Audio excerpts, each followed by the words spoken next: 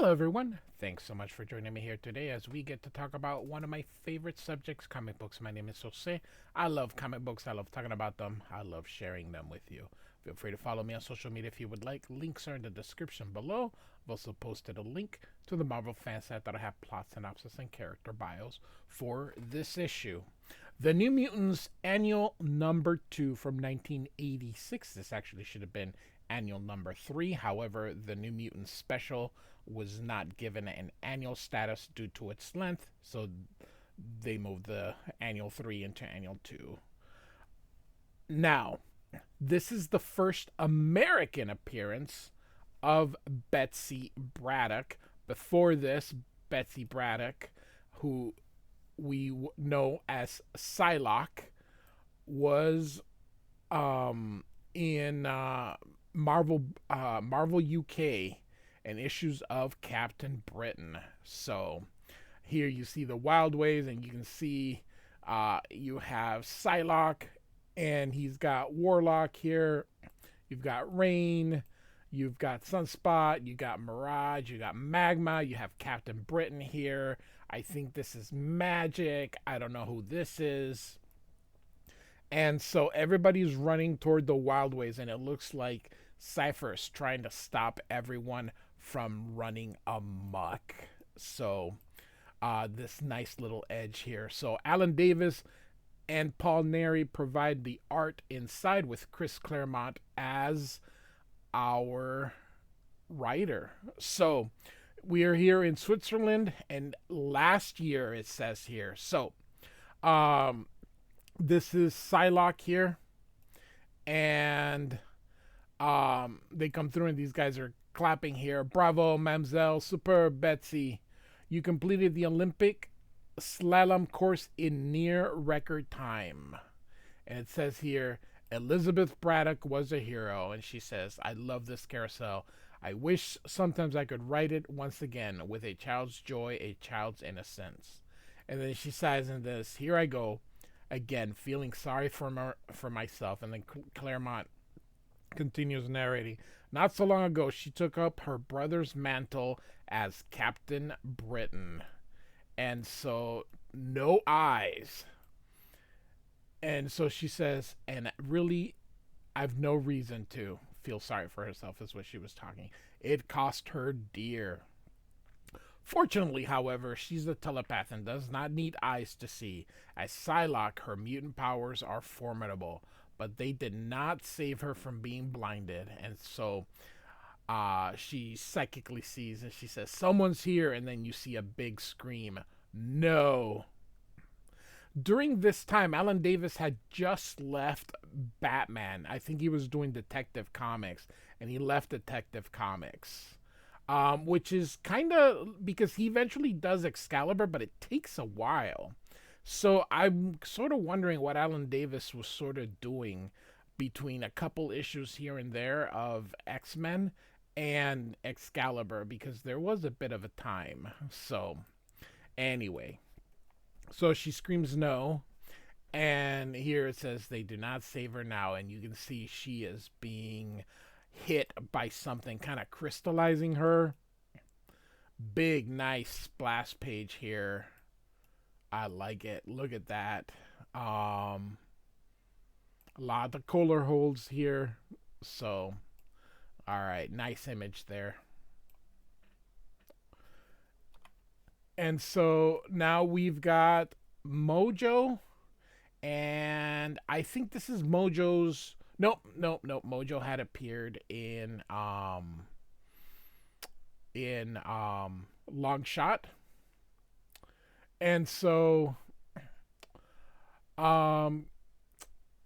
we got Spiral here, and says, for you, Mojo, only you have I danced us straight and true back to earth by way of Psylocke's heart. And Mojo says, pretty, so pretty, my ever twisting spiral, all these pieces of herself. And so it was Mojo who attacked her here. And he says, be careful where you step. Be ashamed to break them, meaning the pieces of Betsy. These repulsive creatures say their eyes are the windows to the soul. Somebody plucked out the one. And so, again, I love the shade. I love how the eyes are just being blackened here. And Mojo looking through this thing here. Now Mojo has the other. Behold, Spiral, how charmingly she welcomes me. We're two of a kind. We can see this here. And Spiral kind of grabs her here and makes her smile. She's unconscious or whatever. Or will be once I rip her spine. Doesn't that make you happy, Psylocke? Of course it does, says Mojo. And she said, and Spiral says, and I like the shadow here. Spiral says, "Open your eyes, screw loose. The toy's broken." And Mojo says, "I know that. That's the point. The challenge comes in putting it back together." So, all right. So now we get our credits. And okay, Paul Neri does not ink this. It is my apologies. Alan Davis is going to pencil and ink himself. Chris Claremont is the writer. Thomas Zukowski, man, that man needs more awards and accolades because this dude letters so much stuff. And back then he was hand lettering stuff. Unlike now with McFarlane, he does everything digitally. But boy. And Jim Shooter and Anna Senti complete the editorial. I have a playlist with the New Mutants. Feel free to check that out. I started with the original graphic novel, then one all the way through current. And so check it out. It's all there in reading order. So now we get here where it says last month. And so it says Professor, and then Charles is taken out. Professor is gone. He is with the Shi'ar. And so Professor Xavier School for Gifted Youngsters. And so Gray Mountain Lane, Salem Center, New York, secret. And so you see somebody wrote this. Secret home of the New Mutants. Big fat hairy deal. Why do these things... Why do we do these things we do? And so we've got a drawing of Warlock, tic-tac-toe. And so whoever's writing it says, "Who the heck knows?" And it turns out that it's Cypher. And he crumples that piece of paper and says, "Who the heck cares?" And then he throws it but misses the garbage. And so Mirage says, "Nice shot." And Cypher says, "A terrific metaphor for my life." And she asks, "Is there problems, Doug?" He says, "No." And then he says, "Yeah." And Cypher says, Mirage asks him, "Do you want to talk?" And he says, "No." "Yeah." "Oh, geez, Danny, I know this sounds stupid, but sometimes being a mutant drives me crazy." And so we continue. "Look at me. I'm gifted with the ability to unscramble virtually any language there is. As Cypher, I'm part of a team that has been to the stars. I've met the Norse gods in Asgard. Not a word, not even to my parents, because I'm afraid they'll think I'm crackers, or worse, come after me as public enemy number one. When I'm in town hanging out with kids who were my pals before I transferred here." And so you can see she's kind of putting her hair in a ponytail, or no, she's letting it out here. "I don't fit in. The stuff they talk about, it doesn't have much meaning for me anymore, so they figured I've turned into a snob. It's like the only people I can trust as friends, the only ones I'm allowed to even know, are in this school here." Look how long her hair is. So "I feel like an outcast," Cypher continues, "or a convict in this prison for life." And Mirage says, "I think you're alone in that regard." "Sorry, you think you're alone in that regard, Douglas?" she asks. And Alan Davis, this is Alan Davis, I started in the late 70s. So he's had a few years here, but Alan Davis gets even better. Alan Davis, when he takes over Excalibur, it's he's at another level during that. And I love his Detective Comics run. I actually have covered his entire run. I have a Batman playlist. Feel free to check that out because he has a spectacular run in there. And so Mirage continues. A while back, I asked myself, which am I? Cheyenne, mutant, Valkyrie, plain old ordinary girl? I still haven't figured out the answer. Maybe I never will. And so we're gonna go ahead and so they have a heart to heart and talking. Chris Claremont just loves uh to put in a lot of words here, but they're basically gonna keep talking about this entire thing. And so now we're here last week. And so across the world here, and so they're all watching a TV show here. And we've got Rain, we've got Captain Britain, we got Megan, and she is going to be so both of them are going to be in Excalibur, and then we got some I don't know, some kids. So it says across the world, a new animated television series makes its debut, and it turns out that it's Spiral, Mojo, and then Psylocke is here. So here is Sunspot and the New Mutants were waiting for Magnum PI, and they're like, oh, Cannonball says, "Yo, Bobby, I thought Magnum PI was your favorite show." He says, "Not anymore, Sam. The poor boy is hooked." And so that would be Mirage saying that. And then here's Warlock here. And then in Japan here, they're watching. Mom calls her in for dinner, but they don't come because they're all hooked. So what's going on? And now we get last night.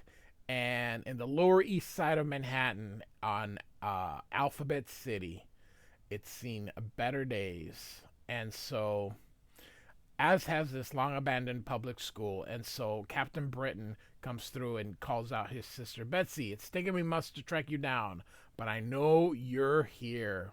If you've been harmed in any way," nice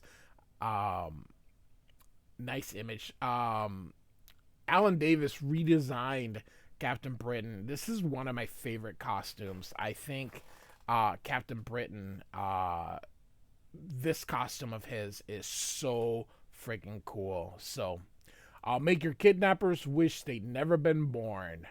And so he thinks here as he goes through the wall, "The cowardly swine have been warned. Now to make them scared." And so a dose of psychological warfare to go with the real thing. And so Chris Claremont is introducing him, but I've already done that with you guys. So, and he goes through, and so you see here psychically, "Brian, how dare you make such a mess?" And he says, "No," as he's surprised to what he sees. "We raised you better than that, young man." And he's like, "It can't be possible. This is madness." And they continue here, "You should be ashamed of yourself." And he says, "No, please, you don't understand. I can explain. I'm not doing anything wrong. I've come to rescue Betsy." And so it looks like it's his parents here. And so, and his parents are dead, by the way. So, and it says here, "It's you, Brian, who is in serious trouble." And he says, "I'm sorry. Please don't be angry." And they continue, "We cannot begin to tell you how bitterly you've disappointed us." He says, "I won't do it again. Of that, my lad, you may be certain. Mummy, Daddy, forgive me, please. From now on, I promise I'll be a good boy." So, all right. And so last night here, and so we are at Xavier's school here, and someone is walking, uses the phone here. This is back then. You had although you had touchstones back then, but not every home was set up for a touchstone phone, so you had to hit this dial. It was just so cool here. So, I these were the phones I grew up with until touchstone became a thing. So yeah, it was something here. Now these phones wouldn't work in your home. There is zero way. And so he's dialing a number here. It turns out that it's Sunspot. He says, "Hello, do you want to walk with the Wild Ways?" And he says, "Yes. Oh, please, yes." "Well then, youngster." So they appear here. Mojo, in Spiral. What are you waiting for? And they transfer him away as Sunspot goes with them, and no one, there's no trace. So, all right, and so we are caught up now, and the New Mutants are in the danger room, and I'm just going to kind of move along here. I move along where I can, and so they're speaking about the Beyonder, which I've already covered in New Mutants 37. I did not cover Secret Wars 2. And so upstairs, Magic, she's Colossus's sister, is clearing the breakfast table, and she's like, "Yuck! There has to be an easier way." And so she transports everything to Limbo, and she's like, What's the point of being an absolute ruler if you can't get your servants to do an occasional?" And then they send it back, and look at this. Demons only know how to do things this way. It's just like cute, very cute. I guess if I want anything done right, I'll have to do it myself. But first, my critters and I are gonna have ourselves a talk. So upstairs we have Magma. She's writing on her diary and says hi to the kids. And I don't know why they're always dressed in uniforms, but they are. And so Warlock, I'm sorry, Cypher really doesn't have powers. You can see Bobby's back. And so Warlock and him combine, they sort of merge. And so they're gonna go clear some dead trees. They ask Magma if she wants to help, and she says maybe when I finish my letter. And so this isn't a dead tree. But it sort of has fallen just kind of how it grew here. So, anyway, we'll just kind of keep moving on here. They're going to tear it out. And suddenly, alarm! Bobby! Ah!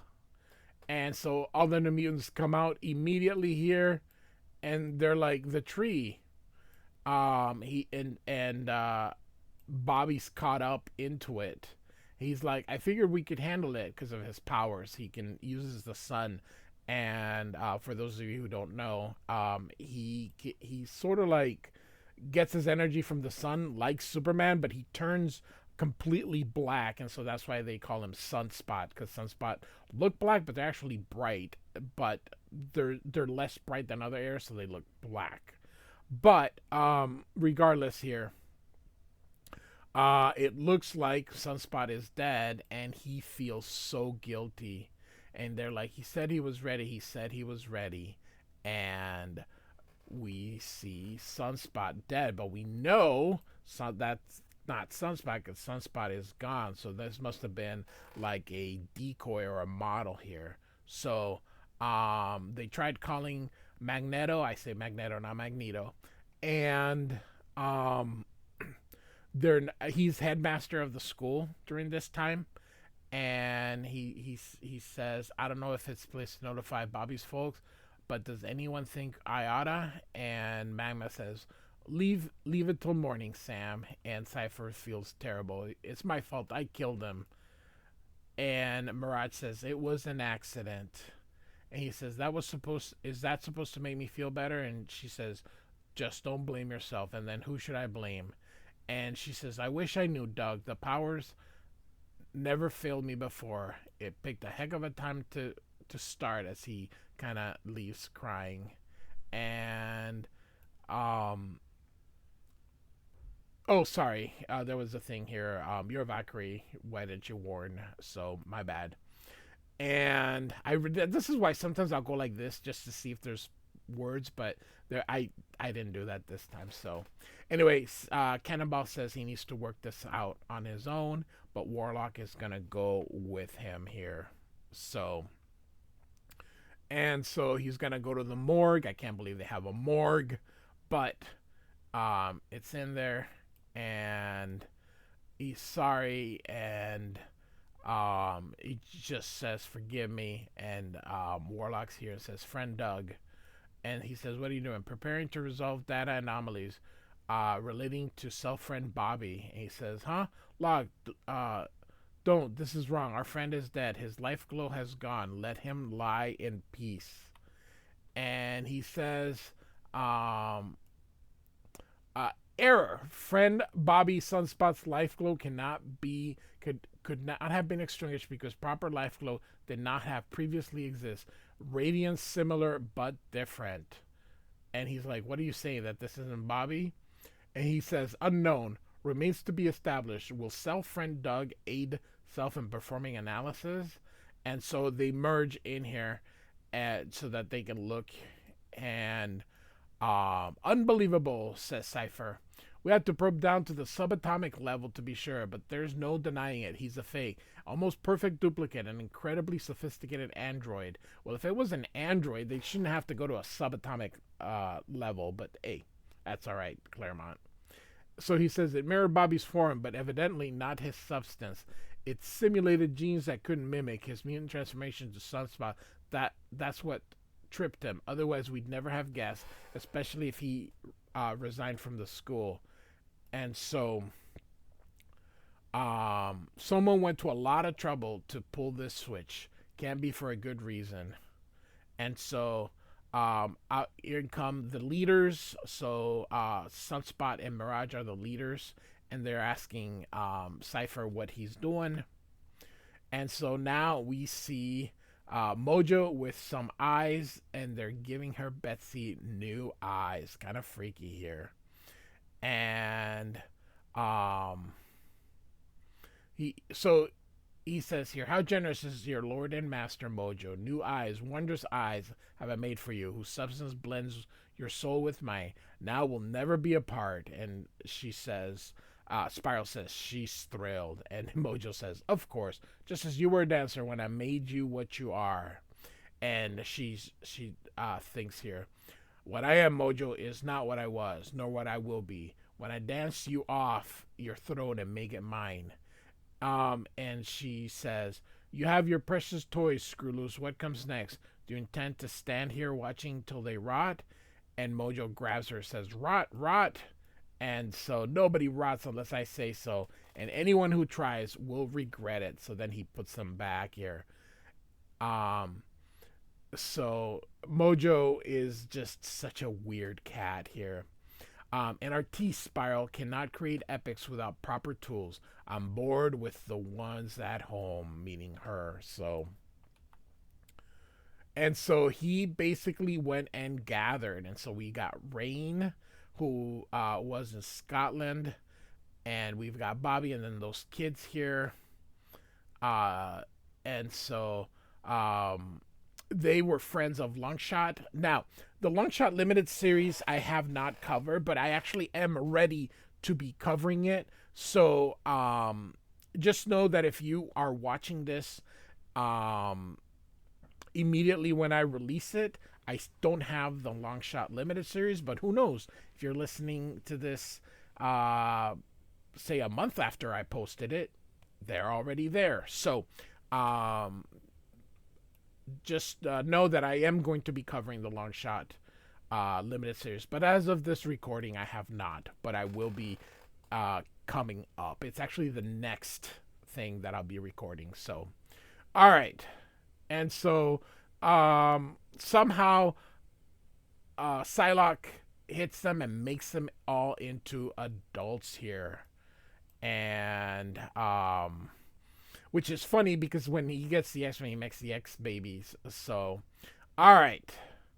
And you can see Mojo here says, "Now the fun really begins." All right. And so they're being transported to Alphabet City where Captain Britain was. And so someone comes in. It's one of the kids here.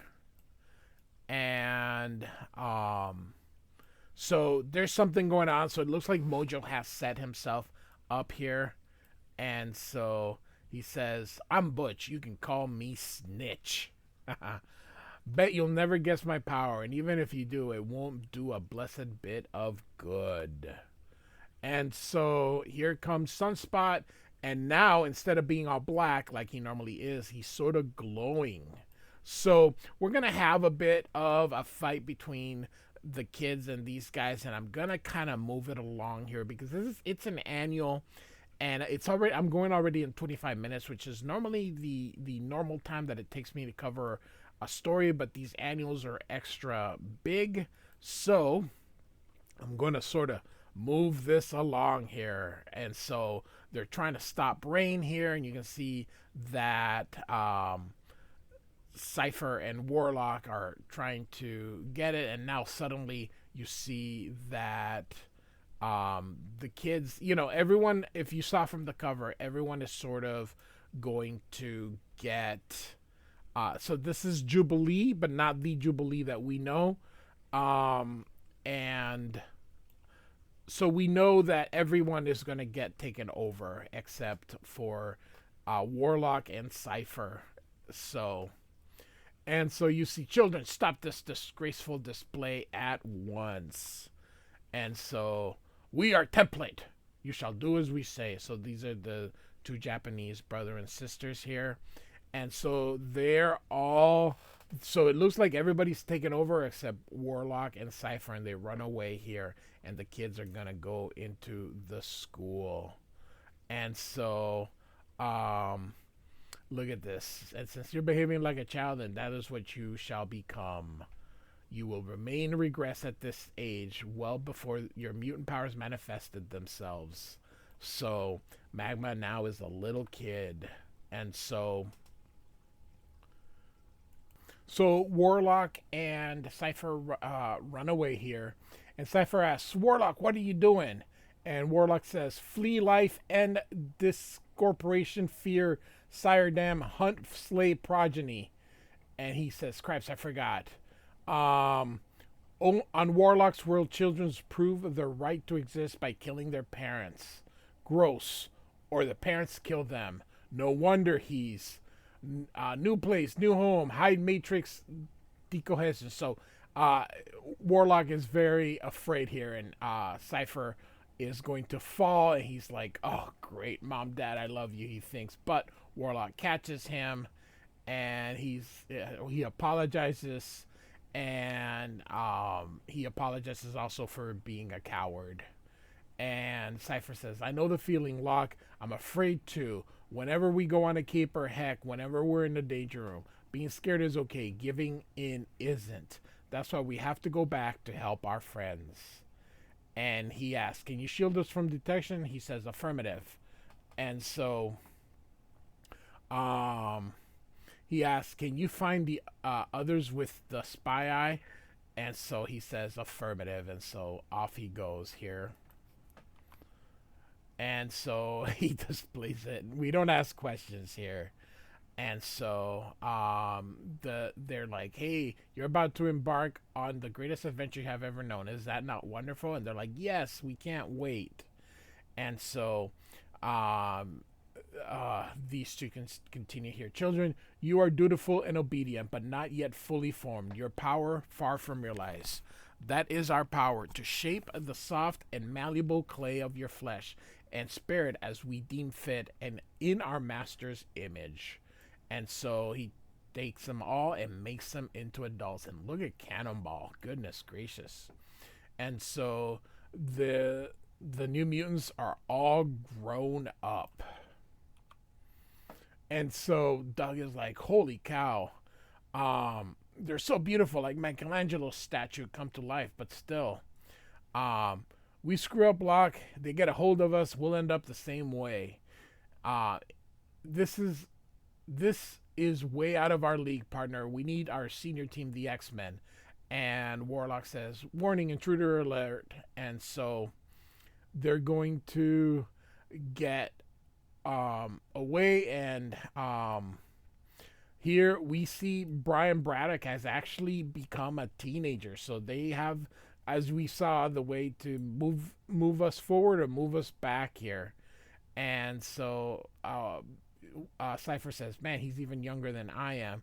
And he says, Hi fella, and you can see Captain Britain hits him. He says, leave me alone. And so he tries to get away. The kid's naked, but they do a really good job not showing. And Warlock grabs him here. And so it says here later. And Cypher says, I can see and feel that for myself, Locke. A heck of a bruise. I'm lucky you didn't break some bones, fella. And he says, I'm sorry, I was frightened, he says, Cap Britain. And Cypher says, welcome to the club. And so he thinks here, man, oh man, that hurts. Every breath, every heartbeat feels like I'm being poked with a knife. And he says, got a name? He says, Brian. I'm Brian Braddock. I used to be a lot bigger than you, but then mommy and daddy yelled at me and said I was a naughty boy. But I'm not. And so they punished me anyway. They made me little, so I ran away, he says. And so um and you can see here he's wearing the top part of his uniform here. And so um Cypher is kind of making um oh my goodness, he's kind of deducing sort of what's happening. Anyway, he says here, don't worry, Brian, everything will be fine once we contact the X-Men. And Brian says, no, there isn't time. The Wildway is another dimension, and the Brat Pack is going there tonight. If you don't act now, it'll be too late. We'll never see them again. And Cypher says, what the heck makes you think I can do any good? And he says, pardon me for asking, fella, but you seem to know an awful lot about what's going on. You holding out? There's something you haven't told us? He says, yes. The person responsible, it's my sister Betsy. I came to rescue her, to save her from the awful villains who abducted her months ago, only to discover she'd become one of them. And so Warlock says, hey, there's a commotion below, and he's showing on the TV that we have magma there. And so they're like, what's the problem? This is a lie. This is not me. I'm no one's slave, she says. And the twins are like, you cannot defy us, Amaro. And she says, be thankful, devils, I don't destroy you. And she is making a ruckus. And it looks like they make her again into a small kid. Um, and so she tells them, Eliana, Mirage, all of you, look at me and listen to me. Reach into your souls. Remember who you are. If you fight, you can be free. Don't let these monsters make you slaves. And then Eliana says, but magma, it's what we want. So, no, I'd rather die. So she goes down, and this guy's like, that may be arranged here. So it looks like magma has recovered her senses here. And so they look there and they go, she hasn't appeared unless she gets some help. You're elected, Brian. You look after Amy while Locke and I tackle your sister. And Brian says, but suppose I fail again, they'll catch me. And Cypher says, what? You can't be brave, you can't be a hero because you're a kid? Bull. You heard Amara. Remember who you were. If you abandon her, you won't need template to make you part of the Brat Pack because where it counts, you're already one of them. Your choice, pal. Which will it be? So I like how he holds the helmet here. And so Amara's going away, and the kids are trying to catch her. And he's like, I don't want to hurt you. I'm Straight Arrow. You shouldn't be scared. It's funny how they give them names, yet they're just, they never use them again. So, all right. And so they kind of catch her here. And this guy says, and folks know best, but behind him it says, the devil they do. And so it's Brian who's all covered up. Look at this.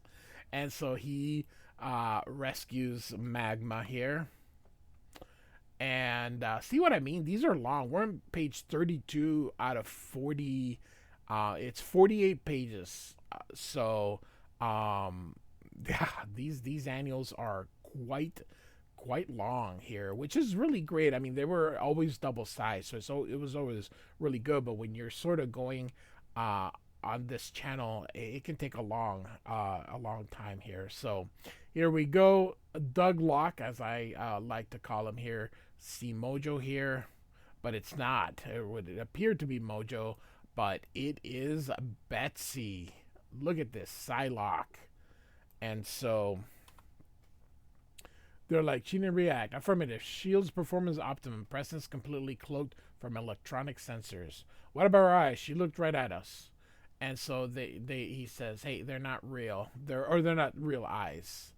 And so you can see they're gonna tap in there, says here, into the brain wire, see what makes her tick. But of course, they get everything in there. This is so cool here. And suddenly blow up here. This is really cool here. And so Brian and Magma are running away from everybody. And you can tell kind of when I start skipping over, just because it's just dialogue here to get us to slow down and read. But we're actually trying to speed up here so that we can see if we can get this video done, which is within the next few minutes here. And so they're hiding here as they're going over them, and then they get out and they tackle this kid, and then Sunspot is going to crush them, but they're able to get away. And so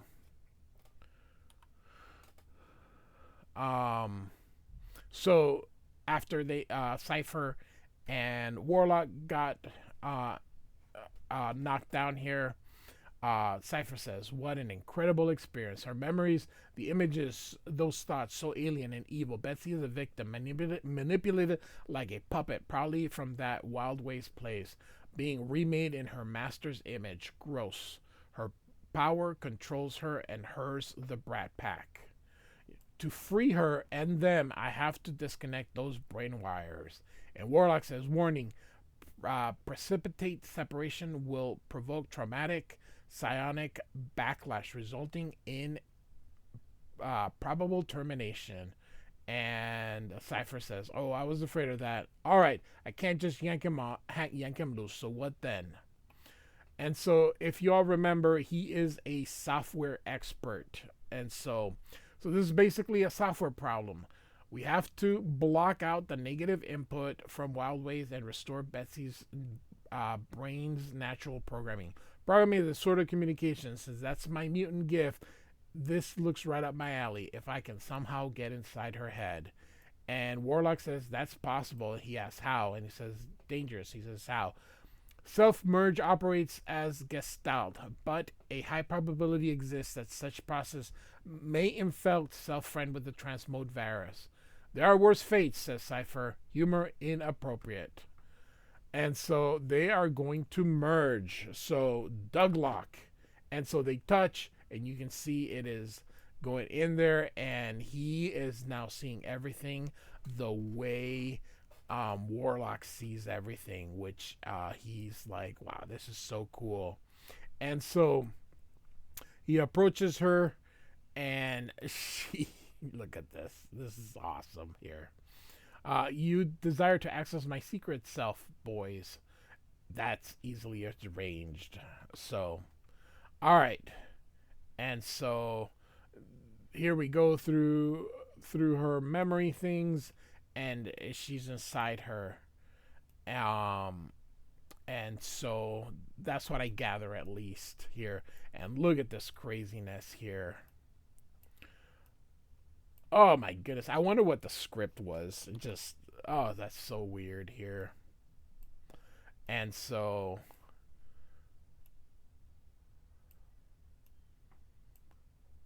you can see here that they catch them, make them part of that thing. Mojo's just a weird cat. I never really understood him. And so there's a space reserved for you. He says, I'll pass. And she says, silly boys, as if you had a choice. So she's now going to try and capture them. And it almost looks like it did, but it did not work. And she says, you have no hold on me, now or never. And Psylocke says, "A pity. Such courage would have done the Brat Pack proud. But have you considered the alternative? Your spirit is free, but your corporal form lies catatonic in my office. A simple, helpless thing for the Brat Pack to slay." He says, "Not if I get you first. A touch is all it takes, and the transmode virus is incurable. Its effects are reversible.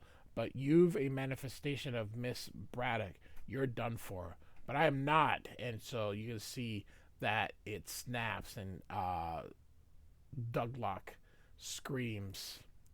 And look at that. Spiral.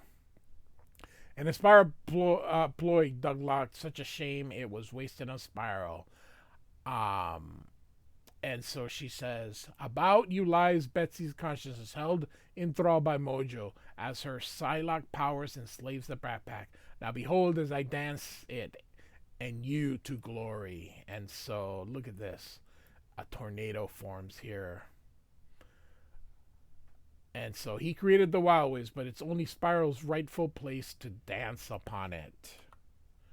And so they're going to need to put this all together here.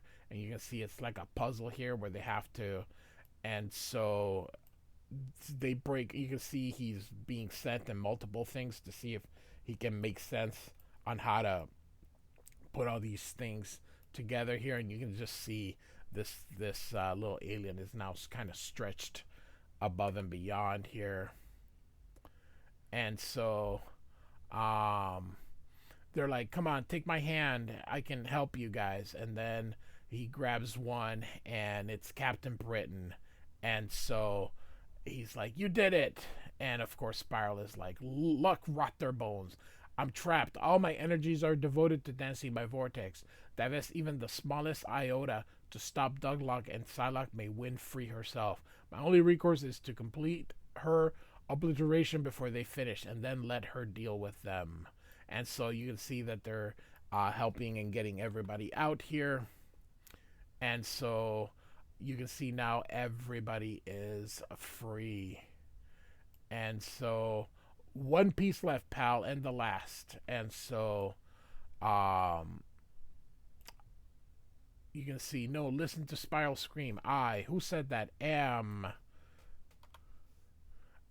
at last once more on myself. You, Spiral, sought my destruction." So it looks like they were able to put Psylocke back together. And Spiral says, think a moment, Psylocke, before you do something rash that you'll regret. Consider the price of vengeance and freedom. A slave knows her place. A slave has no worries because she has a good value, and a good master cares for his property. It's life without care or danger. Deny it, and you win for yourself the freedom to be hungry, homeless, hurt, bound. As you were, so shall you be. Mojo can change that. And Cypher says, "Leave her alone. She did not choose her slavery. It was forced on her, as it was forced on others." And so Spiral smiles here. "Then let her choose, boys. Let everyone choose. The Wild Way offers wonders beyond comprehension, adventures beyond imagining, eternal youth and beauty, the fulfillment of every heart's desire. Yours for the asking. All you need is to say the word." And guess what? "I have been hungry, Spiral, and homeless, hunted, hurt in body and spirit. All those things I swore I would never be again. You offer salvation. I prefer to make my own way." And she destroys that carousel here. "You're a fool, Psylocke," says Spiral, "no less than you, but for better reasons." And so Psylocke says, "That's done. A pity Spiral isn't. Perhaps another time. But for now, at least, she's gone. I'm grateful for your help, my friends, and I'm sorry for your pain. At the moment, though, I can only make amends, is to put you back together where you belong." And so everybody kind of wakes up, and they notice everything's been wrecked. And here is Psylocke. Now, these two are going to have a relationship the way Colossus and Kitty Pryde had a relationship, but she's an adult. He's not. But hey, it's the 80s. I know that you may say, well, that's not right, but it's the 80s, and people didn't quite think the way they do. So All right, and so she notices she still has her eyes, and she goes, I can see. Warlock told me they were bionic, artificial, a gift from Lord Mojo to his favorite slave. Everything else has been destroyed. Why leave them intact? Mojo and Spiral have their reasons, probably as cruel and twisted as their souls. I'm better off without them. But you'll be blind again. And he says she can see through her telepathy. Oh, my dear, I must do this. So she's going to rip out her eyes, but then she goes, I can't. And they hug. And so she's naked here. And so Warlock's going to kind of cover her up here. And he's wearing them, and or she's wearing Warlock. And she hugs Captain Britain. And then Captain Britain hugs Cypher for helping them. He's the noblest of friends and heroes. And so 2 pages. I'm just gonna tell you kind of what it happens. She's gonna stay with the X-Men. And so Captain Britain leaves, and she goes, "Old life over, new one's about to begin. I'm afraid Douglas is watching, and my guardian angel. How much he cares, more than he realizes. How much I care in return. He's a kid." And now he's blushing, and so Mirage kind of interrupts him here, and so kind of how it started. They talk about what he's learned and that they're here to protect um, others weaker than them, and so then the New Mutants are gonna play baseball, and Mirage and Cypher are gonna join them, and that's it. That's the end of our tale. So Alan Davis will be back. He's actually going to do 2 issues of Uncanny X-Men, and he's gonna do uh X-Men Annual 11, I believe. Um, uh, I think it's 11. Anyway, so then he will run into, like I said, then he'll run into Excalibur. So I really like Alan Davis. I really, really do. So he's a great penciler, a great draft man, and I love that style of his that you can see. It gets even better with him. So, New Mutants Annual number 2, Chris Claremont and Alan Davis. Like and subscribe. I do thank you for listening. Goodbye.